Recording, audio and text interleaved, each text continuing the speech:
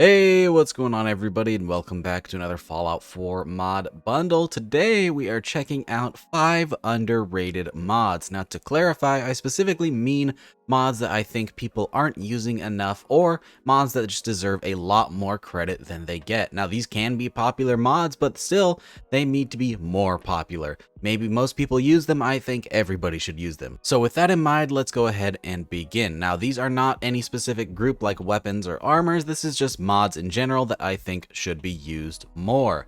And the first mod we're going to be talking about is actually 2 mods. They're kind of lumped together though, and that is the game configuration menu as well as the survival configuration menu by Zzyxzz.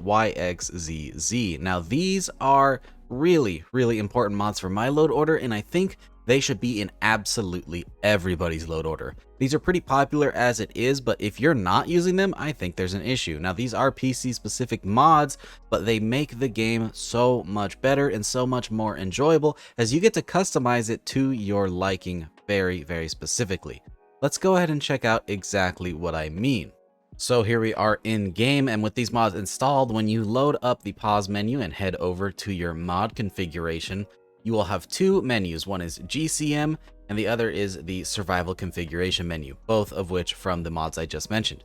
Starting with the GCM, the game configuration menu, we have a ton of categories. As you see when I open that up, we have 22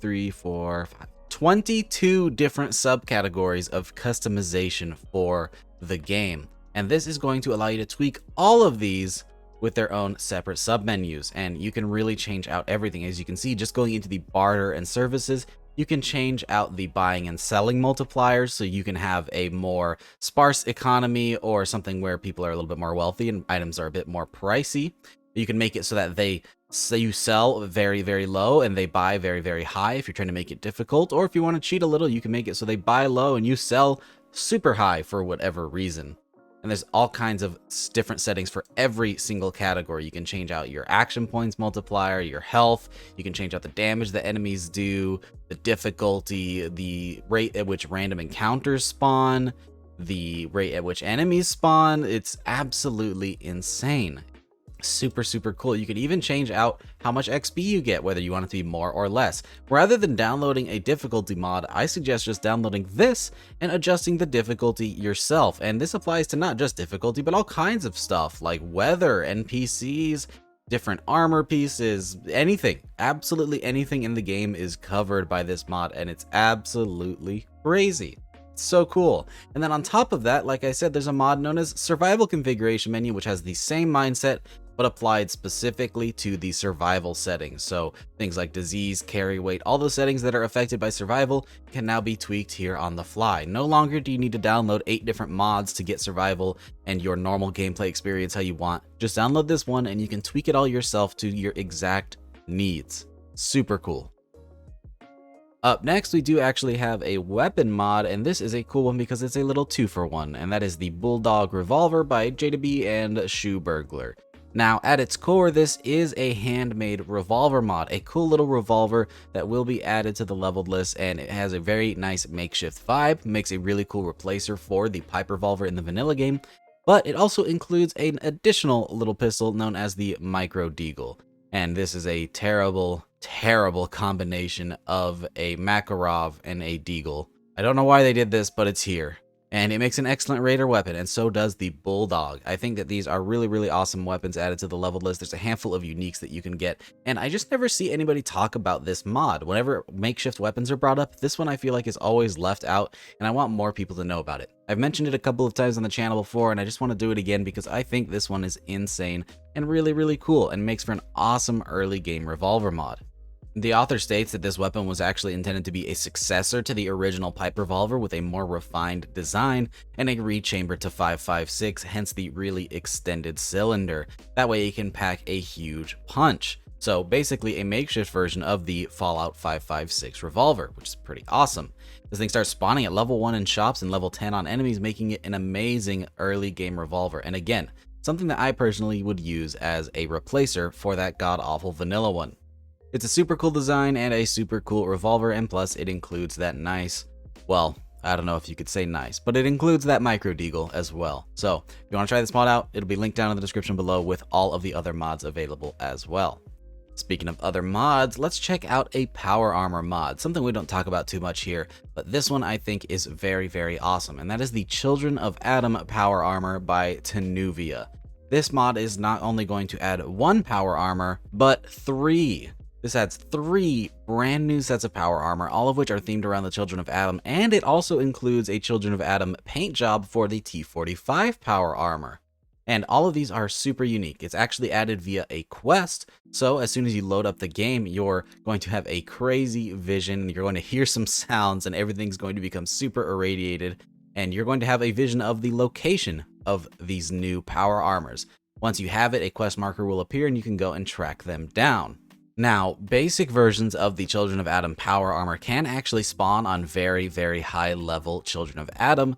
However, there are the unique ones which are added via the quest that have their own radiation based enchantments that are all super cool. And the style of these armors are awesome. If you're using any Children of Atom armor mods already, these mods fit in very, very well. They look super cool. They all have tons of scrap made parts. They even have working power armor lamps, which since they all have very different eyepieces, including the one with the skull mask, having the working lamps look super cool and eerie and even a little bit spooky at night. So if you're somebody who's been looking for some more Raider scrappy power armor, this is definitely the mod for you. Even though it is specifically made for the Children of Atom, this just works as great scrap power armor in general. So if you want to check it out, it's a really great mod, and I even have a full showcase on my channel as well. Excellent reuse of parts from the vanilla game, and I think this works for some really, really awesome Raider power armor. Now up next we have another mod that I get asked about a whole lot when it pops up on my channel, and that is the Laser Musket Replacer by eyeshkeeper. This is actually a sub-file on the much larger post-apocalyptic homemade weapons pack, but it specifically will replace the vanilla laser musket with a much cooler design. Now, don't get me wrong, I think the vanilla laser musket actually does look pretty cool. The idea behind it is super neat. It's taking an old broken laser rifle and using some scrap parts to make it into something functional again. That is absolutely the style I'm looking for in my Fallout weapons, but this mod takes it to a whole new level, and I just really like the slimmed down, sleek design of the laser musket.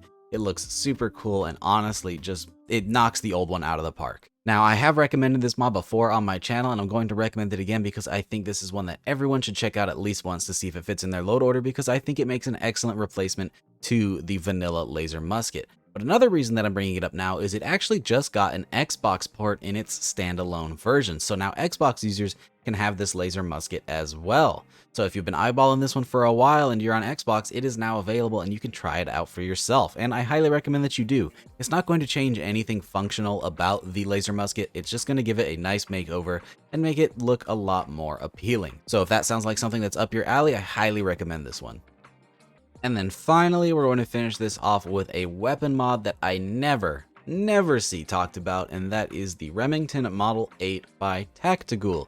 This is going to add the classic World War I weapon into Fallout 4, and this thing is super cool. It comes complete with custom animations, leveled-less integration, and a handful of attachments so that you can suit this thing to your needs.